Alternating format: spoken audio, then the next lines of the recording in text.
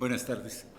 Yo creo que uno de los aspectos más interesantes de asistir a un festival de cine es participar en las actividades académicas que de algún modo complementan, enriquecen la apreciación de películas a menudo herméticas, que a menudo necesitan de una lectura múltiple. Y el hecho de que en esta edición de FICUNAM coincidan de tal manera las reflexiones sobre el cine moderno, la ilustración por el propio Pedro Costa de su quehacer artístico y la presencia de este documento que nos da una larga entrevista con Jacques Rancière, no puede más que motivarnos a preguntarnos a dónde va el cine, qué es este cine que por momentos nos cuesta tanto trabajo comprender. Y puedo señalar al respecto que en algún momento de esta estupenda entrevista que concede Jacques Rancière a los responsables del proyecto de investigación Cine y Filosofía, el filósofo confía algo bastante claro. Dice, para hablar de su formación, en mi época el cine no era algo académico, no había colegios de cine en las universidades. Estudiar cine era aprender a hacer cine. Bazin hace la inteligibilidad del cine, pero él no era un universitario, sino un trabajador de la cultura, un animador cultural. A partir de él, sin embargo, Deleuze construye su historia de los periodos del cine. El cine era, dice, en mi época un objeto de entretenimiento y no se sabía si era o no era arte. No había escuelas que nos lo dijeran. Para mi generación, el pensamiento sobre el cine era un asunto amateur, no un asunto universitario. A lo que invita precisamente Rancière en esta entrevista dividida en 4 bloques temáticos es a un recorrido muy personal, primero por su larga experiencia como cinéfilo, luego a una reflexión que nos comparte sobre la función del arte en la vida comunitaria, después a una discusión sobre las legitimaciones de los discursos sobre el cine, en su opinión cada vez más especializados, y finalmente, a partir de una evocación de uno de sus cineastas favoritos, el japonés Kenji Mizoguchi, a lo que significa el placer solitario de escribir sobre cine. Rancière explica lo que entiende por la noción de régimen estético del arte, ese panorama global en el que la producción artística se concibe como una esfera íntimamente ligada a las transformaciones de la vida. Según esa concepción, el cine, como producción artística, viene a trastornar la vieja jerarquía entre las artes, es decir, la tradicional separación entre arte y entretenimiento, y se vuelve una forma de representación acorde con las transformaciones mismas de la sociedad. El cine se vuelve así parte de una visión de conjunto de la modernidad artística. El cine también lo concibe Rancière no solo como un arte comprometido con la sociedad y con sus cambios, como una instancia de democratización, sino también como una expresión en sí misma diversa, jamás una esencia única.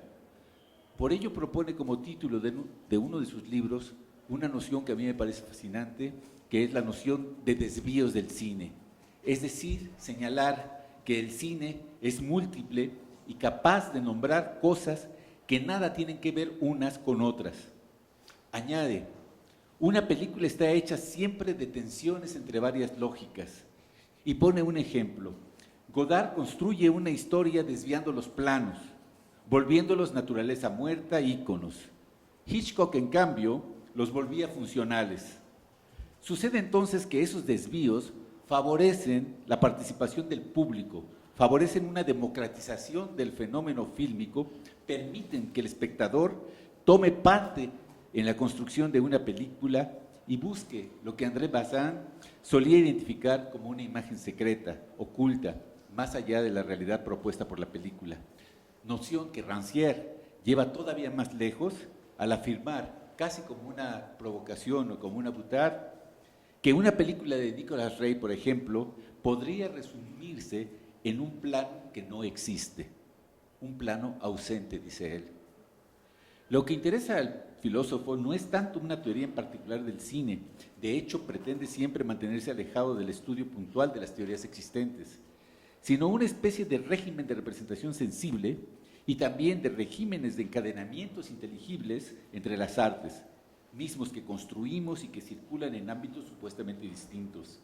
Se pregunta así Rancière, y deja la interrogación abierta al público, ¿qué existe en común entre la estética del cine y la de la fotografía, mostrando al mismo tiempo un agudo interés por todo aquello que es pequeño, casi ínfimo, cotidiano, y que es siempre preciso para construir una racionalidad del mundo?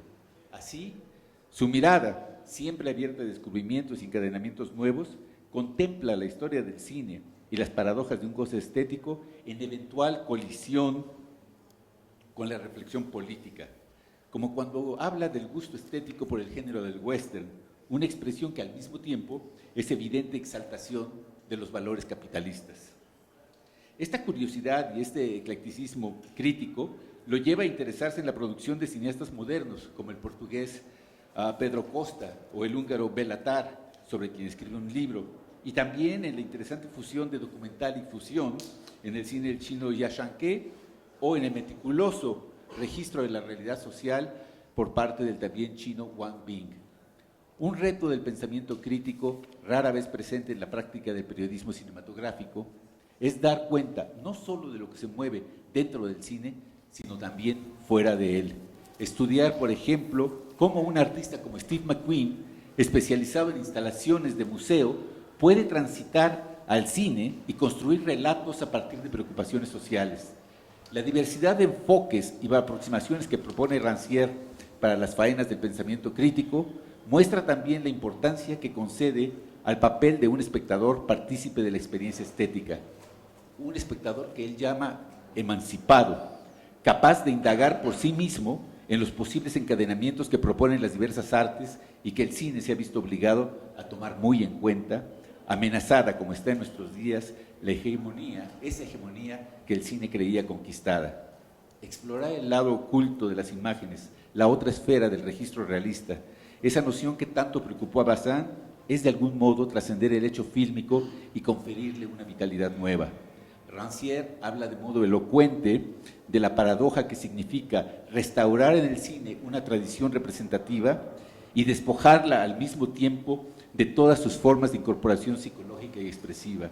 Y evoca el caso de Vértigo de Hitchcock y el enigma del rostro de Kim Novak. Y dice, enigma de un rostro, fuga de un cuerpo, un rostro fuera de las limitaciones del relato. Bueno, sigue y no me voy a extender mucho por cuestiones de tiempo, estableciendo esta presencia en el cine moderno de un misterio en las imágenes, algo que hay que leer detrás y que obliga o que supone un espectador mucho más activo, que vaya más allá de las primeras apariencias. Entonces, yo creo que al analizar la obra de Béla Tarr, por ejemplo, da un ejemplo muy curioso, y con esto termino para dar paso a Roger Kotza, que tendrá muy poco tiempo, diciendo que en el cine de Béla Tarr es interesante ver la manera en que crea una situación de suspenso al mostrar en una escena prolongada a una niña rumbo a la muerte, pero sin decirle al espectador en ningún momento previo que ella se dirige a ese lugar. Entonces, al mostrar su rostro, obliga al espectador a leer ese rostro, a participar en la interpretación de la película, a aportar su propia lectura y de algún modo volverse este espectador emancipado del relato tradicional para poder llegar a una comprensión más cabal del cine. Este cine que en primer momento podría parecer hermético, verdaderamente difícil de abordar, es todo un reto para el espectador. A ese reto invita a Jacques Rancière a afrontar.